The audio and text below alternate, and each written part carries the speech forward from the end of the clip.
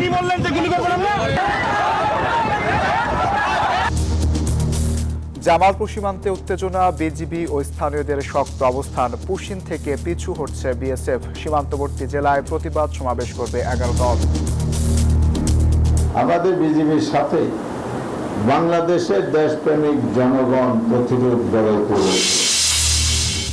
দুর্দিনে কংগ্রেসকে আঁকড়ে ধরার চেষ্টা মমতা অভিষেকের। তৃণমূলের ভাঙনে লোকসভায় 2/3 সংখ্যাগরিষ্ঠতা পেতে মরিয়া এনডিএ। বিশ্বকাপ ঘিরে আরব আমিরাতে ফুটবল উন্মাদনা। পছন্দের দল নিয়ে বাড়ছে প্রবাসীদের উচ্ছ্বাস। বড় পর্দায় খেলা দেখার প্রস্তুতি।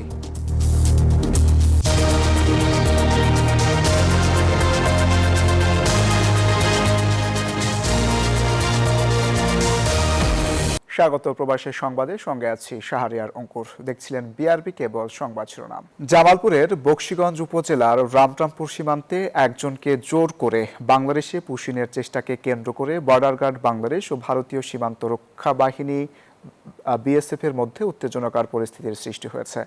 পরিস্থিতি জটিল আকার ধারণ করলে বুধবার সকাল 10:30টার দিকে সীমান্তে পতাকা বৈঠক অনুষ্ঠিত হয়। পতাকা বৈঠকেও কোনো সমাধান না হওয়ায় ওই ব্যক্তি নো ম্যানস ল্যান্ডে অবস্থান করেন।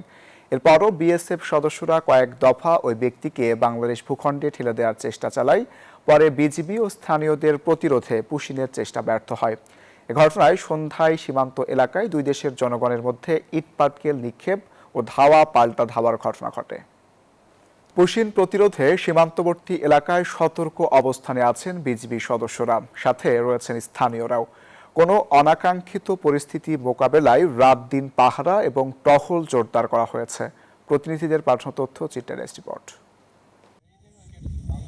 সীমান্তে এভাবেই রাত দিন কঠোর পাহারায় বিজিবি সদস্যরা। পুশিন প্রতিরোধ সহ যে কোনো ধরনের অবৈধ অনুপ্রবেশ রোধে সার্বক্ষণিক নজরদারি অব্যাহত রয়েছে সীমান্তে। লালমনিরহাট সীমান্তের কাঁটাতারের ব্যারের আলো নিভিয়ে পুশিনের চেষ্টা করে বিএসএফ। এই ঘটনার পর কড়া অবস্থানে বিজিবি সদস্যরা, সাথে পাহারায় স্থানীয়রাও। যদি আইসি তা আমরা প্রতিরোধ করবো, আমরা হত্যা করবো, আমরা লাঠি ছোটায় তাদের আসতে দেবো না, কোনো বিএসএফ ভয় করবো না। বিএসএফ আমরা ভয় পাই না, নিজের মতো স্বাস্থ্য সেবা থাকি।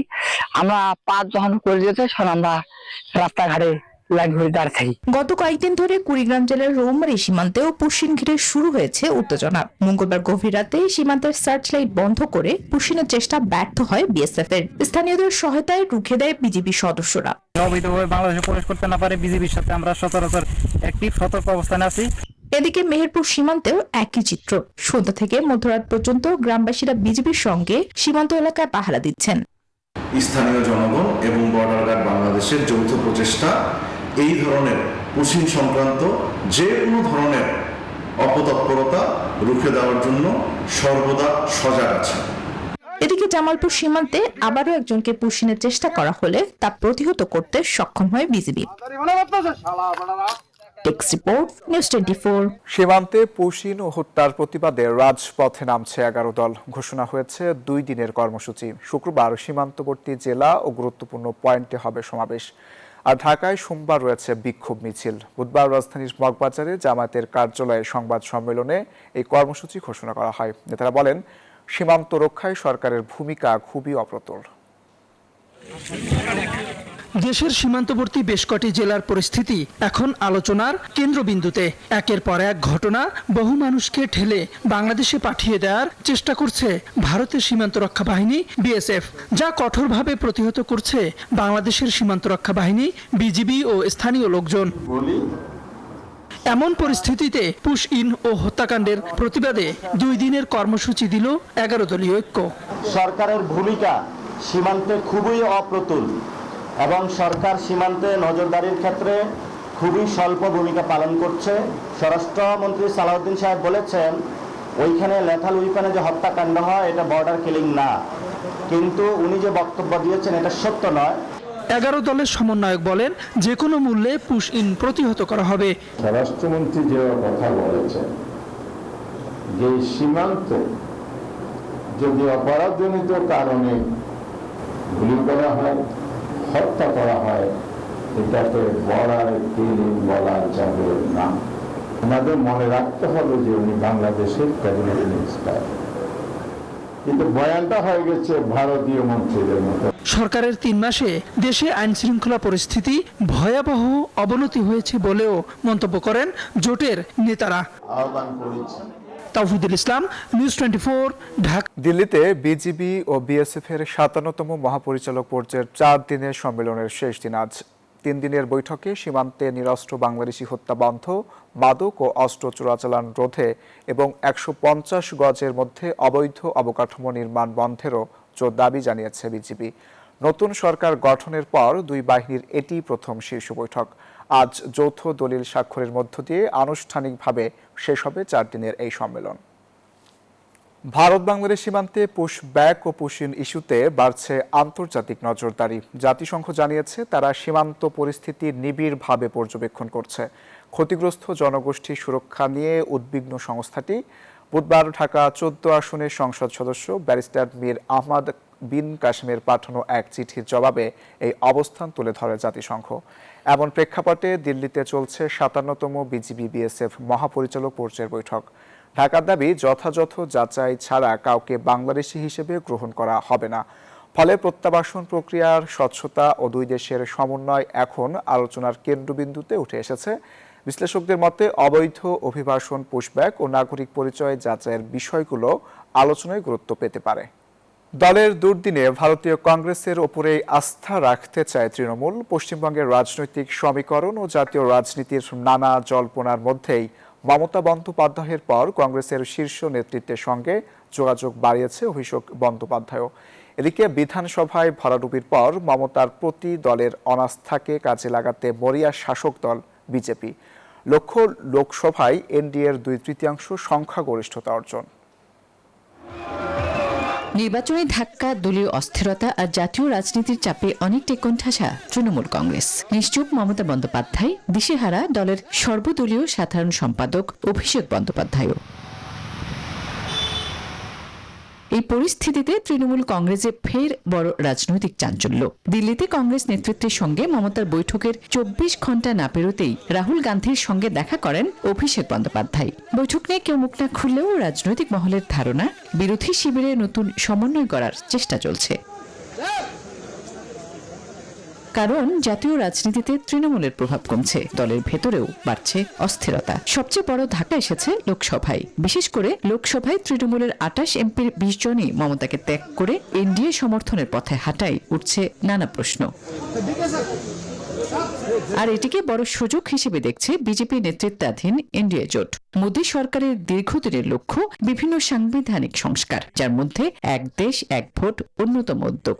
এসব বাস্তবায়নে প্রয়োজন সংসদে 2/3 সংখ্যাগরিষ্ঠতা। সে লক্ষ্যেই বিদ্রোহী তৃণমূল সাংসদদের সঙ্গে যোগাযোগ বাড়িয়েছে বিজেপির কেন্দ্রীয় নেতারা। এরই মধ্যে তার প্রতিফলনও দেখা যাচ্ছে। লোকসভার স্পিকারের কাছে পাঠানো চিঠিতে এনডিএ কে সমর্থনের কথা জানিয়েছেন তৃণমূলের বিদ্রোহী সাংসদরা। ফলে কংগ্রেসের সঙ্গে সখ্য তৃণমূল কংগ্রেসকে রাজনৈতিকভাবে ঘুরে দাঁড়ানোর সুযোগ দেয় নাকি বিজেপির কৌশলের সামনে আরও কোণঠাসা হয়, তাই এখন দেখার বিষয়। আসমাতুলি, নিউজ 24। দীর্ঘ 28 বছর আগে কংগ্রেস ছেড়ে মমতা বন্দ্যোপাধ্যায় তৈরি করেছিলেন নিজের রাজনৈতিক ঠিকানা তৃণমূল কংগ্রেস। গুঞ্জন উঠছে তিনি আবারও ফিরছেন পুরনো ঘরে, পাচ্ছেন কংগ্রেসের উচ্চ আসন। অভিষেক বন্দ্যোপাধ্যায়ের নামও আসছে এই তালিকায়, যদিও এসব উড়িয়ে দিয়েছে তৃণমূল। রাজনীতিতে অসম্ভব বলে কিছু নেই, আর সেই পুরনো সত্যটাই যেন আবারও সামনে এনে দিয়েছে দিল্লির সাম্প্রতিক রাজনৈতিক ব্যস্ততা। বিধানসভা নির্বাচনের ধাক্কায় নড়বড়ে তৃণমূল, দলের ভেতরে বিদ্রোহ, নেতৃত্ব নিয়ে প্রশ্ন আর ক্রমশ সংকুচিত রাজনৈতিক পরিসর, সব মিলিয়ে কঠিন সময় পার করছেন মমতা বন্দ্যোপাধ্যায়। ঠিক এমন সময়েই সোনিয়া গান্ধী, রাহুল গান্ধী ও ভারতীয় কংগ্রেসের শীর্ষ নেতৃত্বের সঙ্গে ধারাবাহিক বৈঠক, আর সেখান থেকেই শুরু নতুন জল্পনা। 2 দশকেরও বেশি সময় পর কি আবার কংগ্রেসে ফিরছেন মমতা? ধারণা করা হচ্ছে শুধু সৌজন্য সাক্ষাৎ নয়, ভবিষ্যৎ রাজনৈতিক সমীকরণ নিয়েও হয়েছে বিস্তারিত আলোচনা, যদিও প্রকাশ্যে এই নিয়ে মুখ খুলতে নারাজ দুই পক্ষই। কংগ্রেসের কাছে মমতা এখনো জাতীয় রাজনীতির পরিচিত মুখ, অন্যদিকে তৃণমূলের জন্য কংগ্রেস হতে পারে রাজনৈতিক পুনর্বাসনের একটি নিরাপদ ছাতা। ফলে স্বার্থের এই সমীকরণে সম্ভাবনার হিসাব করছেন অনেকে। তবে বাস্তবতা হলো এখনো পর্যন্ত কোনো আনুষ্ঠানিক ঘোষণা নেই। একীভূতকরণ বা দল বদলের আলোচনা অস্বীকার করছে তৃণমূলও। চন্দ্রানী চন্দ্রা, নিউজ 24। ভারতের রাজনৈতিক ইতিহাসে নতুন এক মাইল ফলক গড়েছেন প্রধানমন্ত্রী নরেন্দ্র মোদী। সবচেয়ে দীর্ঘ সময় দায়িত্ব পালনকারী নির্বাচিত প্রধানমন্ত্রী হিসেবে নতুন রেকর্ড গড়েছেন তিনি। প্রথম প্রধানমন্ত্রী জওহরলাল নেহরুর রেকর্ড অতিক্রম করে টানা ৪,৩৯৯ দিন প্রধানমন্ত্রী হিসেবে দায়িত্ব পালনের কৃতিত্ব অর্জন করেছেন। এই দীর্ঘ রাজনৈতিক যাত্রার নতুন অধ্যায় উপলক্ষে বিশ্বের বিভিন্ন দেশের রাষ্ট্র ও সরকার প্রধানরা তাকে অভিনন্দন জানিয়েছেন। বিশ্বকাপ যত ঘনিয়ে আসছে সংযুক্ত আরব আমিরাতে ততই বাড়ছে ফুটবল উন্মাদনা। পছন্দের দল নিয়ে চলছে চুলচেরা বিশ্লেষণ। এই ফুটবল উৎসব ঘিরে আমিরাতের ক্যাফে, রেস্টুরেন্ট ও শপিং মলে বড় পর্দায় ফুটবল ম্যাচ দেখা নিয়েও চলছে নানা প্রস্তুতি। একই সাথে জার্সি, পতাকা সহ ফুটবল সামগ্রী নিয়ে ব্যস্ত সময় পার করছে দেশটির নাগরিক সহ প্রবাসীরাও। আরব আমিরাত থেকে সিরাজুল হকের পাঠানো তথ্য, ছবিতে রিপোর্ট। বিশ্বকাপ ফুটবল নিয়ে বিশ্বের কোটি কোটি ফুটবল প্রেমীদের মতো সংযুক্ত আরব আমিরাতে বসবাসরত প্রবাসী বাংলাদেশিদের মাঝেও বইছে উৎসবের আমেজ। দুবাই, আবুধাবি ও শারজার বিভিন্ন এলাকায় ফুটবল প্রেমীরা নিজেদের প্রিয় দলের জার্সি, পতাকা ও নানা সামগ্রী সংগ্রহ করে আলোচনায়। সংযুক্ত আরব আমিরাত হচ্ছে একটা ক্রীড়া বান্ধব একটা রাষ্ট্র। এই রাষ্ট্রে আপনি খেলাধুলার প্রতি মানুষের যত অনুরাগ সেটাকে সমর্থন করে এবং সেখানে উৎসাহ প্রদান করে। বিশ্বকাপ মানেই আনন্দ আর উৎসব। আমরা প্রবাসে থাকলেও আমাদের মধ্যে আলাদা একটা খেলা দেখার অনুভূতি আছে। বিশ্বকাপকে সামনে রেখে বিভিন্ন রেস্টুরেন্ট ও ক্যাফেতেও বসানো হচ্ছে বড় পর্দার খেলা দেখার প্রস্তুতি। উপভোগ করতে মুখিয়ে আছেন প্রবাসীরা। বিশ্বকাপই এর উদ্দীপনা আপনি যদি দুনিয়ার আন্টার্কটিকা পাঠান তাও বিশ্বকাপের উদ্দীপনা আমার মনে হয় সমানই থাকবে। আর্জেন্টিনা, ব্রাজিল, স্পেন বা জার্মানি এদের মধ্যে কেউ একজন আপনার কাপ পাবে আমি মনে করি। বিশ্বকাপ ফুটবল শুধু একটি খেলা নয়, এটি যেন বিশ্বজুড়ে মানুষের মিলন মেলা। আর সে আনন্দ উচ্ছ্বাসে পিছিয়ে নেই আমিরাত প্রবাসীরাও। Desk report, news 24। সংযুক্ত আরব আমিরাতে কর্মসংস্থানের সুযোগ আরও সহজ, দ্রুত ও আধুনিক করতে ওয়ার্ক পারমিট ব্যবস্থায় ব্যাপক সংস্কার এনেছে দেশটির মানব সম্পদ ও আমিরাতিকরণ মন্ত্রণালয়। নতুন এই উদ্যোগের ফলে আবেদন প্রক্রিয়া সহজ হওয়ার পাশাপাশি কমেছে প্রশাসনিক জটিলতা ও বেড়েছে ডিজিটাল সেবার পরিধি। সম্প্রতি জারি করা এক পরিপত্রে জানানো হয়েছে, সংস্কার কার্যক্রমকে আরও কার্যকর ও জনবান্ধব করতে আগামী 30 জুলাই পর্যন্ত অনলাইন জনপরামর্শ কার্যক্রম চালু থাকবে। এই উদ্যোগের মাধ্যমে নাগরিক, নিয়োগকর্তা ও সেবা গ্রহীতারা বিদ্যমান ওয়ার্ক পারমিট ব্যবস্থা নিয়ে মতামত ও সুপারিশ জানাতে পারবেন। উত্তর আয়ারল্যান্ডের বেলফাস্টে এক ব্যক্তির উপর ছুরিকাঘাতের ঘটনাকে কেন্দ্র করে অভিবাস বিরোধী বিক্ষোভ রূপ নিয়েছে সহিংসতায়। গেল সোমবার 40 বছর বয়সী এক ব্যক্তির উপর দুর্বৃত্তদের হামলার ঘটনা সামাজিক যোগাযোগ মাধ্যমে ছড়িয়ে পড়লে কয়েক ঘন্টার ব্যবধানে উত্তেজনা ছড়িয়ে পড়ে। ঘটে সড়ক অবরোধ, বাড়ি গাড়িতে অগ্নিসংযোগ ও ভাঙচুরের ঘটনা। অভিবাসন বিরোধীদের সহিংস বিক্ষোভ শুধু বেলফাস্টে সীমাবদ্ধ থাকেনি, উত্তর আয়ারল্যান্ডের আরও কয়েকটি এলাকাতেও বিক্ষোভ ও অস্থিরতার খবর পাওয়া গেছে। পরিস্থিতি নিয়ন্ত্রণে মোতায়েন করা হয় অতিরিক্ত পুলিশ। উদ্বেগ জানিয়েছেন আয়ারল্যান্ড সরকার, নিন্দা ও উদ্বেগ জানিয়েছে ব্রিটিশ প্রধানমন্ত্রী কিয়ার স্টারমারও। দক্ষিণ আফ্রিকায় ফরেনার বিরোধী আন্দোলন বা বিদেশ আতঙ্ক অর্থাৎ বিদেশিদের প্রতি অহেতুক ভয় ও ঘৃণা বেড়ে গেছে। এমন পরিস্থিতি নিয়ে প্রবাসীদের উদ্বেগ ও উৎকণ্ঠা নিয়ে মতবিনিময় সভা অনুষ্ঠিত হয়। হাইকমিশনার শাহ আহমেদ শফির আমন্ত্রণে এই সময় উপস্থিত ছিলেন বাংলাদেশ কমিউনিটির নেতৃবৃন্দ। বর্তমান পরিস্থিতি নিয়ে বিভিন্ন পরামর্শমূলক বক্তব্য দেন কমিশনার। সকলের বৈধ কাগজপত্র সাথে রাখা এবং যতটা সম্ভব দুর্নীতির আশ্রয় না নেওয়া। অর্থনীতির চাকা সচল করতে 9,38,000 কোটি টাকার উচ্চাভিলাষী বাজেট নিয়ে আসছে বিএনপি সরকার। সাইফুর রহমানের পর দলটির দ্বিতীয় অর্থমন্ত্রী হিসেবে আজ বিকেল 3টায় সংসদে বাজেট পাশ করবেন আমির খসরু মাহমুদ চৌধুরী। শুল্ক কর কমিয়ে জনগণকে স্বস্তি দিতে চান তিনি, কমাতে চান ব্যবসার খরচ। কিন্তু সবাইকে খুশি করতে গিয়ে অর্থসংস্থান চ্যালেঞ্জের মুখে পড়তে পারে এমন মত বিশ্লেষকদের। হুসাইন শাহাদাতের রিপোর্ট। প্রয়াত অর্থমন্ত্রী সাইফুর রহমানের হাত ধরে সবশেষ বাজেট দিয়েছিল বিএনপি সরকার 2006 সালে। দেশের 36তম সেই বাজেটের আকার ছিল 69,740 কোটি টাকা, যেটি ছিল বিএনপি ও সাইফুর রহমানের 12তম বাজেট। দীর্ঘ 20 বছর পর আবারও বিএনপির হাতে দেশের অর্থনীতি। এবার বাজেটের লাল ব্রিফকেস নতুন অর্থমন্ত্রী আমির খসরু মাহমুদের হাতে। বিকেল ৩টায় সংসদে 9,38,000 কোটি টাকার বিশাল বাজেট দিবেন তিনি।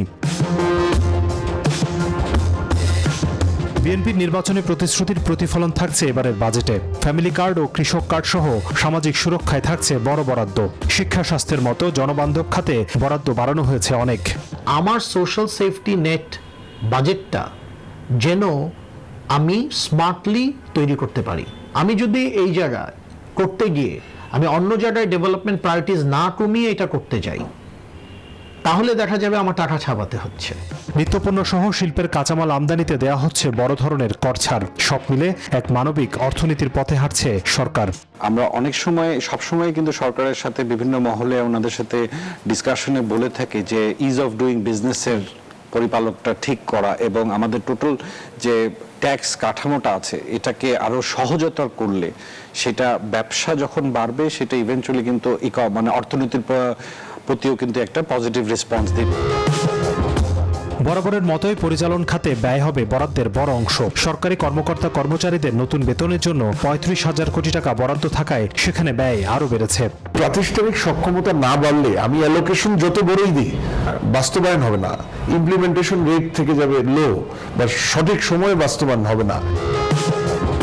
বাজেট বাস্তবায়নে 6,95,000 কোটি টাকা রাজস্ব আদায় করতে চান অর্থমন্ত্রী, যার মধ্যে 6,04,000ই এনবিআর এর কাঁধে। তবে বাজেটে কর ছাড়ের যে পরিকল্পনা করা হয়েছে তাতে সরকারের আয়ের লক্ষ্য কতটা বাস্তবায়ন হবে তা নিয়ে আছে সংশয়।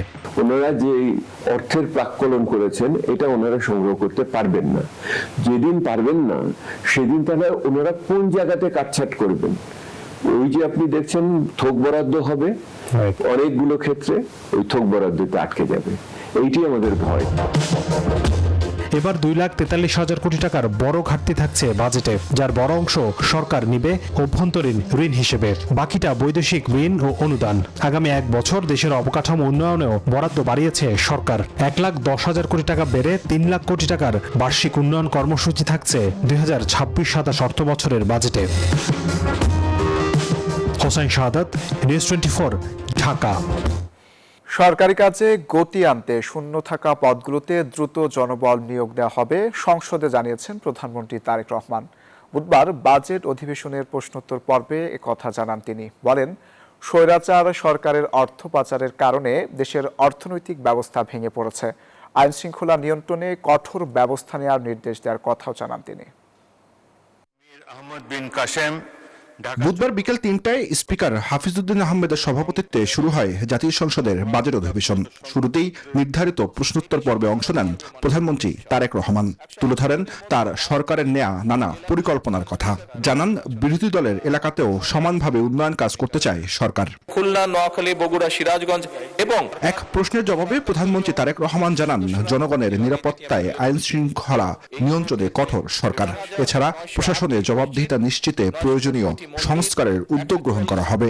আইন শৃঙ্খলা বা আইনের লঙ্ঘনের যে সকল ঘটনা ঘটে সেগুলোর ব্যাপারে তাৎক্ষণিকভাবে আইন শৃঙ্খলা পরিস্থিতিকে নিয়ন্ত্রণে যাতে আইন শৃঙ্খলা পরিস্থিতি বজায় থাকে, জনগণ যাতে নিরাপদ বোধ করতে পারে তার জন্য কঠোরভাবে ব্যবস্থা গ্রহণের নির্দেশনা দেওয়া হয়েছে। দেশের মানুষকে আরো সহজে সুবিধাজনকভাবে সেবা পৌঁছে দেওয়ার জন্য কতগুলো নিয়োগ গুরুত্বপূর্ণ।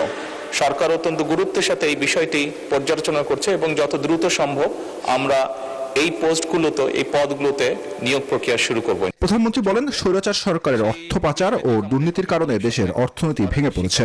বলেন, দেশি বিদেশি বিনিয়োগকারীদের আকৃষ্ট করতে সুদহার পর্যালোচনা করছে সরকার। স্বৈরাচারের পতনের পরে আমরা আগেও দেখেছি এবং পতনের পরে আমরা আরো পরিষ্কারভাবে দেখতে পাচ্ছি যে কিভাবে দুর্নীতি এবং অর্থ পাচারের মাধ্যমে দেশের অর্থনীতি ব্যবস্থাকে সম্পূর্ণভাবে ধ্বংস করে দেওয়া হয়েছে। স্বাভাবিকভাবেই দেশকে গড়ে তুলতে হলে অর্থনৈতিক সুশৃঙ্খলা বা ডিসিপ্লিন ফিরিয়ে আনতে হবে এবং একই সাথে দেশে ব্যবসা বান্ধব একটি পরিস্থিতি বা পরিবেশও গড়ে তুলতে হবে।